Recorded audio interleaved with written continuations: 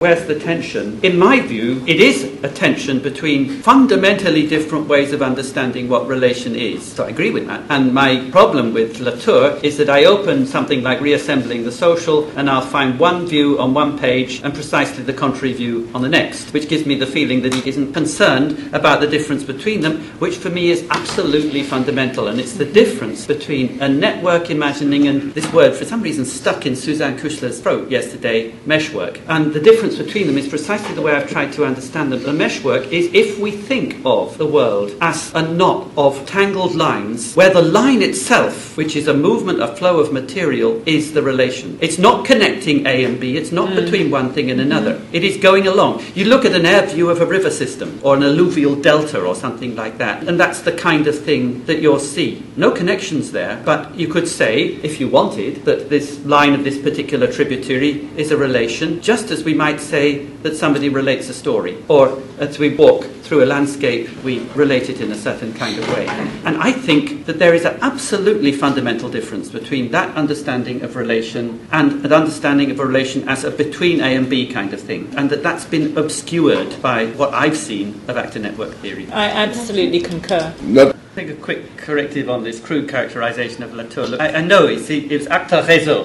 A réseau doesn't translate as, it's a sort of veil, mesh, that kind of thing. 1999 he writes a paper saying it's not actor, it's not network, it's not a theory. Fine, I agree with him. Absolutely. Then he goes and writes Reassembling the Social and it's right back again. So don't tell me he's not contradicting himself, because he's doing it on every No, I didn't say that. I'm just saying it's not only that.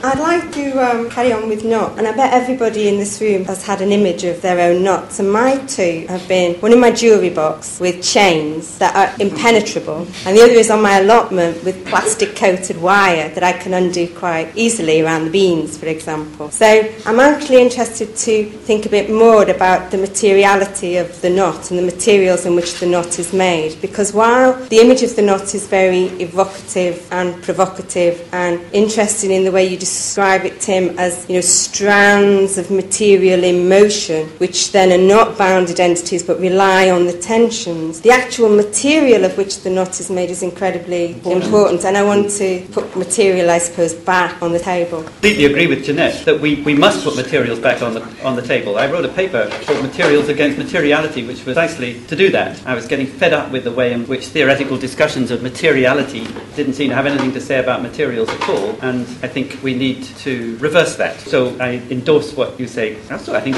endorse what Graham said. Institutions are missing from what we've been talking. I just wrote down the IAS, the International Association of Shamanic Practitioners. Just to add a note about universals, again, I endorse the point that Colin Scribner's work was quite formative and, of course, does build on Vygotskian foundations, and there's an issue about what the relationship between a Vygotskian approach would be and some of the other approaches that have been implicit in some of the arguments we've been having, for example, the Gibsonian one or even a Merleau-Pontian one, as to what their difference is between a Merleau-Ponty and Vygotsky, for example, and so on. There's not time to investigate those, but just to recognize that they're there, I think, is important. Also, just on the question of universals, I think what a phenomenological or some pseudo-phenomenological approach, the kind that I put forward, would say is that we're talking about ontological questions here, and the ontological presumption is that it is a condition for any living being that they are embedded in a field of relationships which is in itself unbounded. So universal in that sense is pertaining to the universe, which is the most common word we simply use is world. In other words, we're saying that we're talking about beings in a world, and one can say an existential condition for being, for any being, is that there is a world that it's embedded in. I think if we're going to use a word universal, it's got to refer to that rather than some kind of intrinsic property that all things have.